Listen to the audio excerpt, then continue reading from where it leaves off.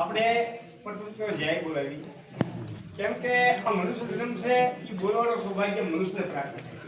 કોઈ પશુ બોલવાનો સૌભાગ્ય હોય પણ એની વાણી કોઈ સમજી શકે નહીં.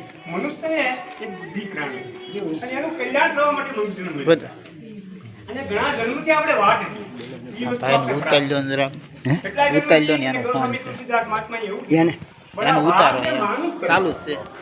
એમને એવું નથી કે બડા ભાગ્ય હાથી તન પાવા, બડા ભાગ્ય ગાય તન પાવા, બડા ભાગ્ય થી આ મનુષ્ય કરા તો આપણે ભાઈનું કામ કરવું પડે.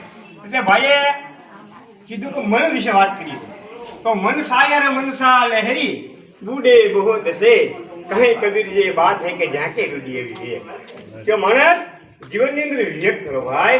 વિવેક છે એ આપણે તારી દે તો માટે જીવનની અંદર સદગુણો આવા ધારણ કરો, દુર્ગુણોનો ત્યાગ કરો. આ મનુષ્ય જન્મ વારવાર નથી મળતો એટલે માટે આપણે પ્રથમ તો જય બોલાવી. બોલો સદગુરુ દેવ કી જય, સદગુરુ કબીર સાહેબની જય, સંત સમાજ કી જય, ભક્ત સમાજ કી જય. તો આ મનની અંદર અનેક આપણી અંદર બે વસ્તુ કામ કરે છે. એક તો પ્રથમ તો આ મન અને બીજું આ ચેતન, આ બે વસ્તુ કામ કરે છે. તો મનની અંદર અનેક જન્મની વાસના છે. આ જન્મ મરણનો ફેરો આપણે વારવાર આવવું પડે છે. એનું કારણ શું છે કે આપણા મનની અંદર આવા વિકારો રહે છે. તો આ મન સાયર કહેવામાં આવ્યું છે તો મનને સાયરના રૂપમાં આવ્યું છે. તો આ મનને આપણે એવું પવિત્ર બનાવી દેવું છે. સદગુરુ શરણે લઈ અને આ મનને આપણે સોંપવામાં આવે છે. તો આપણે સદગુરુ મળ્યા હોય તો દુર્ગુણો છે પેલા આપણે વિનુભાઈ આવ્યા છે તો ત્યાગવાની વાત છે પણ આપણે ત્યાગ જ કરવો પડશે. આખી રાત આપણે સુતા હોય તો સવારે આપણે ત્યાગ કરીએ છીએ ને તો ત્યાગ કરો ત્યારે વિકારોને ત્યાગ કરો ત્યારે આપણે શાંતિ થાય.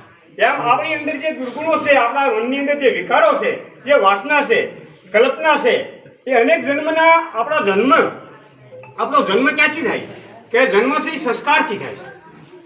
આપણા કર્મથી આપણે શું મળે છે? સુખ દુઃખ મળે છે. સુખ દુઃખ મળે છે કર્મથી મળે છે અને જન્મ થાય છે સંસ્કારથી મળે છે. તો હાથી ઘોડા બેલ બહેના સંગ્રહ કયા ઘનેરા માણસ જીવન જીવે છે પણ પશુના સંસ્કારથી જીવન જીવે છે. શેના જીવનથી જીવન જીવે છે? પશુના સંસ્કારથી. ક્રોધ, માન, છળકપટ, આ રાગ, દ્વેષ, ઈર્ષા આ બધા છે ને એ પશુના લક્ષણો, માણસના લક્ષણો છે નહીં. હાથી ઘોડા બેલ બહેના સંગ્રહ કયા ઘનેરા વસ્તી માંથી દેહે ખજીડી તેથી જંગલ પીયો બિસેરા. ત્રણ ખાણીમાં આપણે જવું પડશે અને દુઃખની ખાણીમાં જવું પડશે. એટલે કબીર સાહેબે કીધું કે એક દુઃખની ખાણી ત્યારે રામ હીદાની વાત. તો સાહેબ કબીર એમ કીધું એકવાર દુઃખની ખાણી તો ન હાલે, બે વાર કીધું તો ન હાલે પણ ત્રણ વખત કીધું. શું માટે?